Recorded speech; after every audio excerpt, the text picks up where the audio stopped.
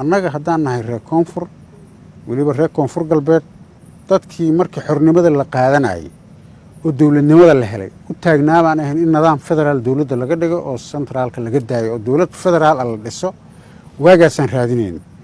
waxaan aaminsanayn haddii dowlad federaal la dhisi lahaa odayaasha awowyaalkeen ay aaminsanaayeen sida maanta loo burburay iyo sida la isu nacay la isuma nici lahayn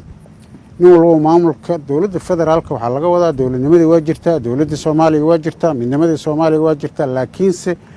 maamulkii baa la daadejinayaa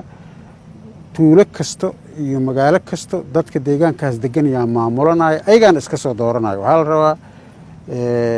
diinsoor dadkeeda inay ismaamulaan inay golo deegaan dhistaan inay guddoomiye soo doortaan inay taliyo saldhig ayaga ay leeyihiin samaystaan inaanan loo turjumin qof kaloo meel ka yimid uusan maamulin waa daadejinta maamulkay ka mid tahay sidaasoo kale diinsoor markii saas maamulka loo daadejiyey haddana waxaa la rabaa in horey loo sii socdo misra ay gaarto tuulooyinkii maamulka la daadejiyey degmooyinka dhanna saasoo kale qansax dheere bardaale waajid xudur degmo kasta waa nidaamka federaalka intaas waaye waxaa weeye dadkii baa maamulka la gaarsiinayaa ayagaa waxay rabaan dadkoodii u adeegayo bulshadii marka ilaahay mahadiisa nidaamka federaalka bilow fiicanaan haynaa